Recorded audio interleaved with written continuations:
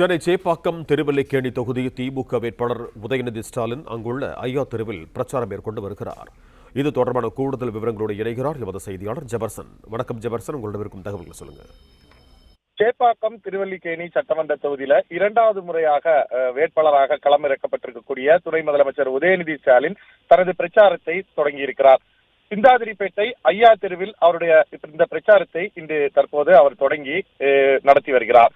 இங்கு வருகை தந்த அவருக்கு இப்பகுதி மக்கள் தொடர்ந்து அவருக்கு வரவேற்பை வழங்கி வருகிறார்கள். அவர்களுக்கு சால்வை அணிவித்தும் அதை போல பூக்களை தூவியும் அவரை வரவேற்றிருக்கிறார்கள். ஆட்டோ செல்லக்கூடிய பகுதி இந்த மிகவும் குறுகலான பகுதி என்பதன் காரணமாக உதயநிதி ஸ்டாலின் ஆட்டோவில் சென்று தெருவில் இருக்கக்கூடிய அந்த தெரு வழியாக சென்று மக்களை சந்தித்து வாக்குகளை சேகரித்து வருகிறார்.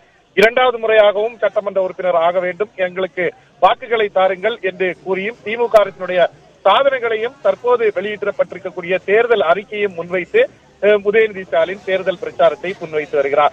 இப்பகுதியினுடைய எம்பியாக இருக்கும் தயாநிதி மாறனும் அதே போல இப்பகுதியினுடைய மாவட்ட செயலாளர் சிற்றரசும் அவருடைய தேர்தல் பிரச்சாரத்தில் கூட வருகிறார்கள்.